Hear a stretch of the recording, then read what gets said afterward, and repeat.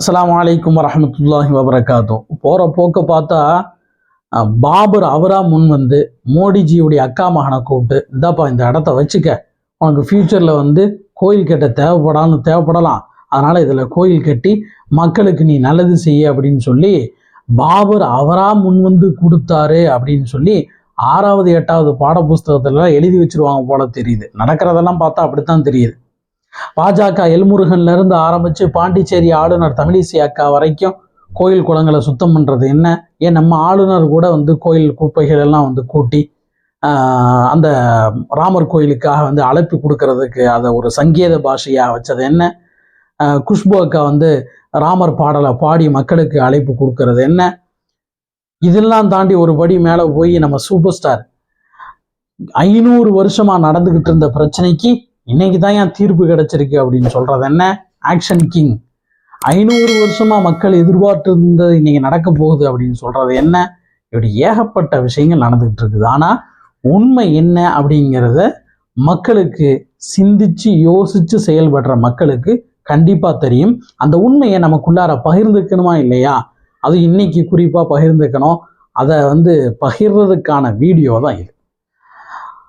1949 பாபர் மசூதியில திருட்டுத்தனமா குழந்தை ராமர் சிலையை கொண்டு போய் வைக்கப்படுது.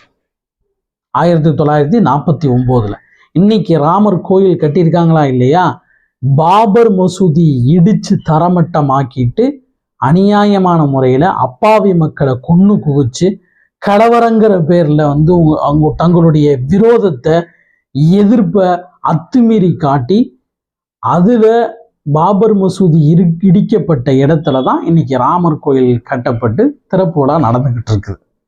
1949 திருட்டுத்தனமா குழந்தை ராமர் சிலையை கொண்டு போய் வைக்கப்பட்டு, இது ராமர் பிறந்த இடம்தான், இது ஏற்கனவே ராமர் கோயில் இருந்த இடம், அதை இடிச்சுட்டு தான் பாபர் மசூதி கட்டியிருக்கீங்க அப்படின்னு சொல்லி பொய் பிரச்சாரம் பண்ணி முஸ்லீம்களை வந்து இதுல இருந்து நம்ம இந்த கலவரத்தை தூண்டி விட்டு பாபர் மசூதியை நாம இடிக்கணும், முஸ்லீம்களை சும்மா விடக்கூடாது அப்படின்னு சொல்லி கலவரத்தை உண்டு பண்ணி, அந்த கலவரத்துல நாட்டில் உள்ள எல்லா இந்துத்துவ சக்திகளையும் வந்து ஒன்று மூட்டி அப்பாவி முஸ்லீம்கள் மேல அப்பாவி மக்கள் மேல கலவரத்துல வந்து ஏகப்பட்ட வன்முறைகளை நிகழ்த்தி 1992 அத்வானி தலைமையில, அன்னைக்கு அத்வானி நாட்டினுடைய துணை பிரதமராக இருந்திருக்கார், அவருடைய தலைமையில 1992 பாபர் மசூதி இடிக்கப்படுது.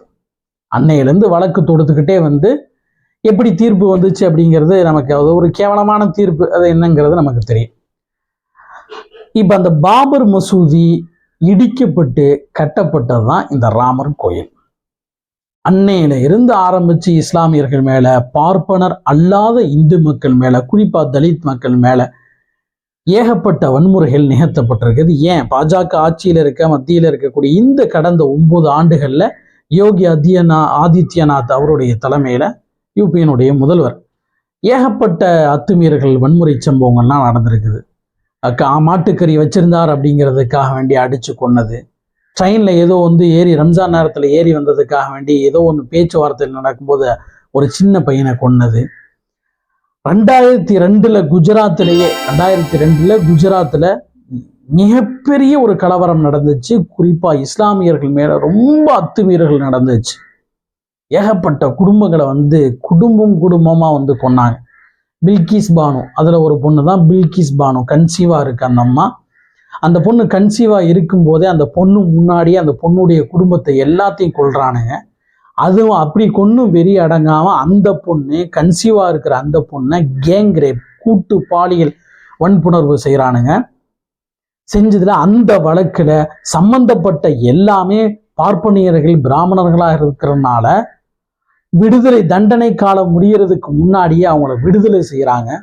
திரும்ப இவங்களை ஜெயில போடணும் அப்படின்னு சொல்லி கோர்ட்டே உத்தரவு போட்டா கூட அவங்க வந்து ரிலீஸ் ஆகி வந்ததை வந்து ரொம்ப விமர்சனையா ரொம்ப சந்தோஷமா கொண்டாடுறாங்க. இப்படி ஏகப்பட்ட சம்பவங்கள் அந்த பாபர் மசூதிக்கு பின்னாடி இருந்து இது இந்துத்துவ மண்ணு தான், இது ராம ஜென்ம பூமி தான் அப்படிங்கிற சொல்கிற விதமாக ஏகப்பட்ட சம்பவங்கள் நடந்துகிட்டு இருக்குது. இப்போ இந்த ராமர் கோயில் திறப்பு விழாவில் கூட வந்து இன்னைக்கு ஒரு கருப்பு நாள் இஸ்லாமியர்களுக்கு அவர்கள் மேல் நிகழ்த்தப்பட்ட அடக்குமுறைகளுக்கு இஸ்லாமியர்களுக்கு கொடுக்கப்பட்ட அந்த அநீதிகளுக்கான இன்னைக்கு ஒரு கருப்பு நாள் அப்படின்னு தெரிஞ்சிருந்தும் கூட எதிர்கட்சிகள் கூட வந்து எப்படா நமக்கு இன்விடேஷன் வரும் அப்படின்னு உட்கார்ந்துருக்கிற மாதிரி இருக்காங்க.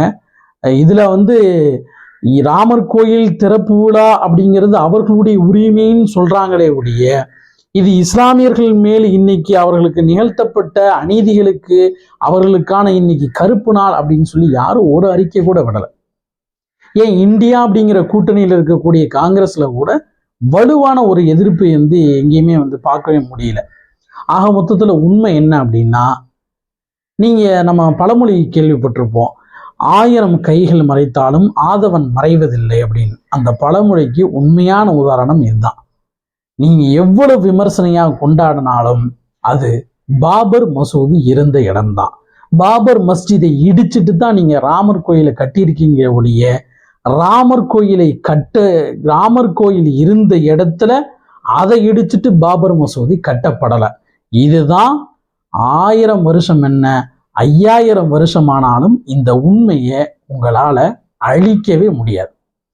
நீங்க நம்புற கடவுள் அது உங்களுக்கு என்ன செய்யுதோ செய்யலையோ அதை பத்தி எங்களுக்கு எந்த கருத்தும் கிடையாது. ஆனா நாங்க வணங்குற இறைவன் நிச்சயம் எங்களை இந்த விஷயத்துல இல்லை, எங்கள் மீது இழைக்கப்படுகின்ற எந்த அநீதிகளுக்கும் எங்களை கைவிட மாட்டான் அப்படிங்கிற நம்பிக்கை உலக முஸ்லிம்களுக்கு இருக்கு.